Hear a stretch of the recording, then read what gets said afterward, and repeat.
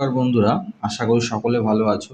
তো আজকের এই ভিডিওতে তোমাদের জন্য পিএসসি ক্লার্কশিপ মেন্স এবং মিসলেনিয়াস মেন্সের জন্য অত্যন্ত গুরুত্বপূর্ণ একটা ট্রান্সলেশন প্যাসেজ নিয়ে এসেছি এবং এই ট্রান্সলেশন প্যাসেজে তোমাদের দেখাবো কিভাবে লাইন বাই লাইন অত্যন্ত সহজভাবে সেন্টেন্সকে ভেঙে আমরা সহজেই ট্রান্সলেট করতে পারি।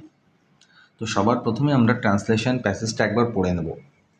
দেখো, বলছে খ্রিস্টীয় একাদশ শতাব্দীর শেষ ভাগে বল্লাল সেনের সময়ে বঙ্গদেশের রাজগৌরব চতুর্দিকে বহুদূর পর্যন্ত বিস্তৃত হইয়াছিল। বর্তমান বাংলাদেশ ও পশ্চিম বাংলার অধিকাংশ স্থান এবং বিহার ও উড়িষ্যার কতকাংশ তাহার রাজ্যভুক্ত ছিল। বিক্রমপুরের অন্তর্গত রামপালে তার রাজধানী ছিল, কিন্তু গঙ্গা তীরে বাস করিবার জন্য তিনি নবদ্বীপে রাজপ্রাসাদ, সভামণ্ডপ, পারিষদবর্গের বাসস্থান প্রভৃতি নির্মাণ করাইয়া ক্রমে উহাকে বৈভবশালী দ্বিতীয় রাজধানীতে পরিণত করেন। শেষ জীবনে তিনি অধিকাংশ সময় নবদ্বীপেই বাস করতেন। তাহার ফলে দেশ বিদেশে বহু বিদ্বান, বুদ্ধিমান, গুণবান ব্যক্তি নবদ্বীপে সমবেত হওয়ায় নবদ্বীপ বিদ্যাচর্চার কেন্দ্ররূপে পরিণত হয়। এই ছিল ট্রান্সলেশন প্যাসেজ, অর্থাৎ বাংলা ট্রান্সলেশন প্যাসেজ। এবার এই প্যাসেজটাকে কীভাবে আমরা সুন্দরভাবে অত্যন্ত সহজ ভাষায় আমরা ট্রান্সলেট করব ইংরেজিতে, সেটাই দেখে নেব। দেখো, প্রথম সেন্টেন্সটা কী আছে? খ্রিস্টীয় একাদশ শতাব্দীর শেষ ভাগে বল্লাল সেনের সময়ে বঙ্গদেশের রাজগৌরব চতুর্দিকে বহুদূর পর্যন্ত বিস্তৃত হইয়াছিল। সিম্পল পাস্টে আছে, তাই তো? তাহলে দেখো এই সেন্টেন্সটা কীভাবে আমরা ট্রান্সলেট করতে পারি। দেখো, এই সেন্টেন্সটা এভাবে ট্রান্সলেট করা হয়েছে, the royal glory. Royal glory মানে কি? রাজগৌরব। অফ বেঙ্গল অর্থাৎ বাংলার রাজগৌরব। During the reign of Ballal Sen অর্থাৎ বল্লাল সেনের রাজত্বকালে। রেইন মানে রাজত্বকাল। বল্লাল সেনের রাজত্বকালে। At the end of 11th century. 11th সেঞ্চুরির শেষ ভাগে। হ্যাঁ, দেখো এইবারে আমরা পুরোটা সাবজেক্ট হিসেবে কাজ করছে এখানে। দেখো, the royal glory of Bengal during the reign of Ballal Sen at the end of 11th century spread, মানে সাবজেক্টের পরে ভার্বের 2 নম্বর ফর্ম বসিয়েছি, V2, যেহেতু সিম্পল পাস্ট টেন্সে আছে। Spread fur and wide. Fur and wide হচ্ছে একটা ফ্রেজ, যার মানে হচ্ছে বহু দূরে আর কি, অনেক দূরে, দূর দূরান্তে ছড়িয়ে পড়েছিল।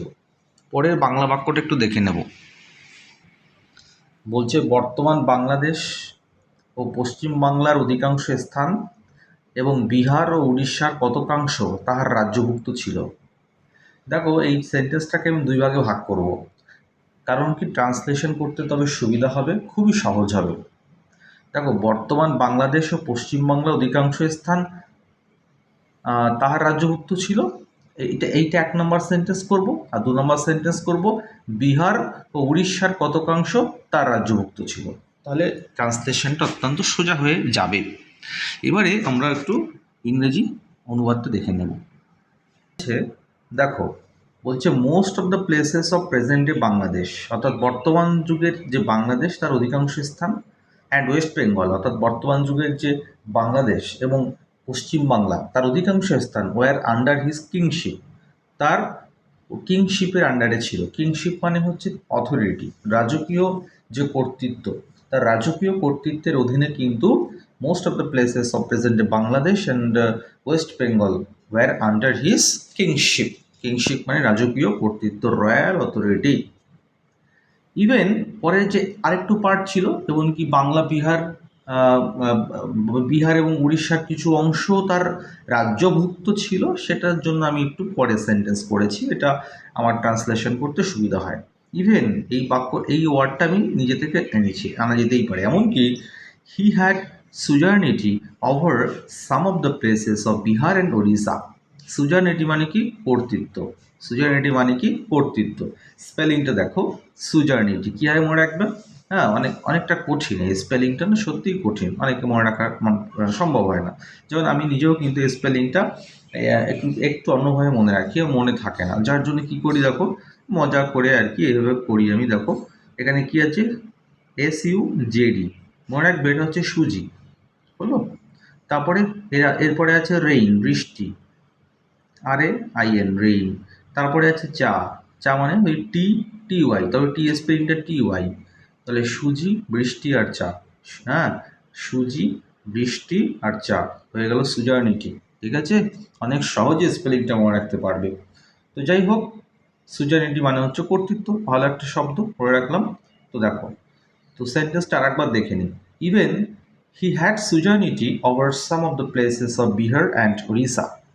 আশা করি বুঝতে পেরেছো, সেন্টেন্সের নিয়ে কোনো সমস্যা নেই। পরের বাংলা বাক্যটা দেখে নেব। বলছে বিক্রমপুরের অন্তর্গত রামপালে তার রাজধানী ছিল। কি বলছে? বিক্রমপুরের অন্তর্গত রামপালে তাহার রাজধানী ছিল।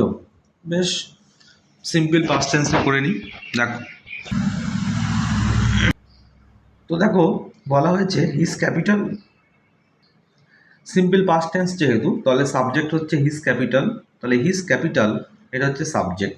ছিল মানে ওয়াজ, কোথায় ছিল? Situated, was situated, his capital was situated at Rampal. তার অর্থাৎ তার ক্যাপিটালটা অবস্থিত ছিল রামপালে। ঠিক আছে, কি বললাম? তার ক্যাপিটালটা অবস্থিত ছিল রামপালে। এই রামপালটা কোথায়? না বিক্রমপুরে, ইন বিক্রমপুর। যেহেতু বিক্রমপুর বড় একটা জায়গা, তাই তার নামের আগে ইন বসেছে। ঠিক আছে, এবার দেখো পরের সেন্টেন্সটা কি আছে। কিন্তু গঙ্গা তীরে বাস করিবার জন্য তিনি নবদ্বীপে রাজপ্রাসাদ, সভা মণ্ডপ, পারিষদবর্গের বাসস্থান প্রভৃতি নির্মাণ করাইয়া উহাকে ক্রমে বৈভবশালী দ্বিতীয় রাজধানীতে পরিণত করেন। এটাকে আমি ভেঙে দুটো ভাগে ভাগ করেছি। ঠিক আছে, দেখো দুটো সেন্টেন্স করেছি। একটা সেন্টেন্স হচ্ছে তিনি গঙ্গা তীরে বাস করিবার জন্য নবদ্বীপে রাজপ্রাসাদ, সভামণ্ডপ, পারিষদবর্গের বাসস্থান নির্মাণ করেছিলেন।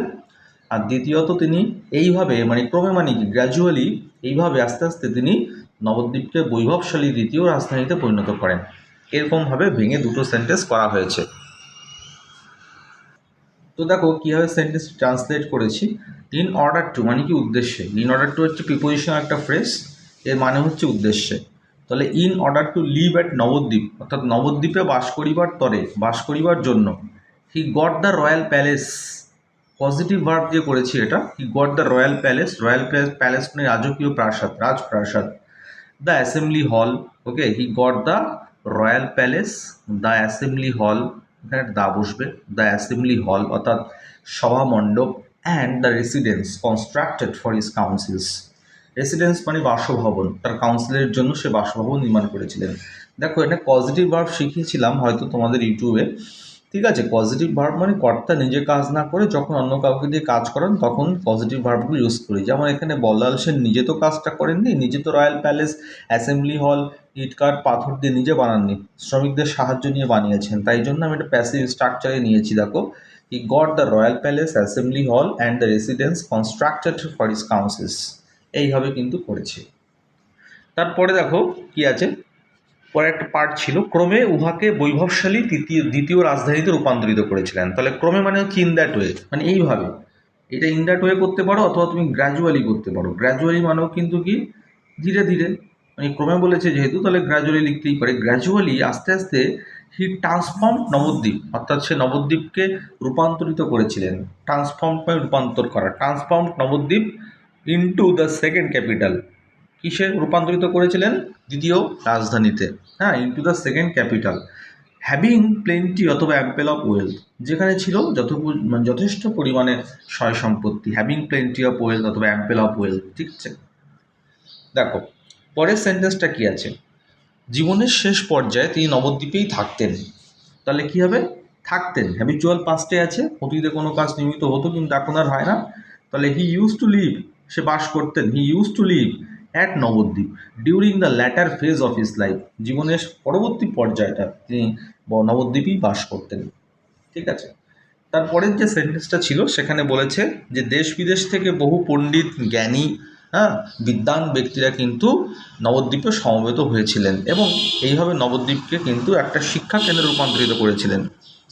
তাহলে দেখো এখানে বলেছে ফলস্বরূপ বলে একটা কথা ছিল ওই বাক্যের শুরুতে। ফলস্বরূপ মানে কি কনজিকুয়েন্টলি, ফলস্বরূপ অথবা as a result, many scholars, অনেক পণ্ডিত, wise and virtuous men, wise মানে কি জ্ঞানী, ভার্চুয়াস মানে কি গুণবান, জ্ঞানী এবং গুণবান ব্যক্তি, from all over the world মানে সারা বিশ্ব থেকে, কেম টু নবদ্বীপ, নবদ্বীপ এসেছিলেন and made it a centre for learning, এবং এটাকে তৈরি করেছিলেন, রূপান্তরিত করেছিলেন শিক্ষা কেন্দ্রে। ঠিক আছে, তো আশা করি তোমরা বুঝতে পেরেছো ট্রান্সলেশন প্যাসেজটা খুবই ভালো একটা ট্রান্সলেশন প্যাসেজ ছিল। যদি কোনো কোয়ারিজ থাকে তাহলে তোমরা ইউটিউবে কমেন্ট করে আমাকে জানাতে পারো, আমি চেষ্টা করবো প্রত্যেকের কমেন্টে রিপ্লাই দেওয়ার। তো যাই হোক, পরবর্তী ভিডিও আসছে। Thank you for watching this video. সবাই ভালো করে প্রিপারেশন নিতে থাকো।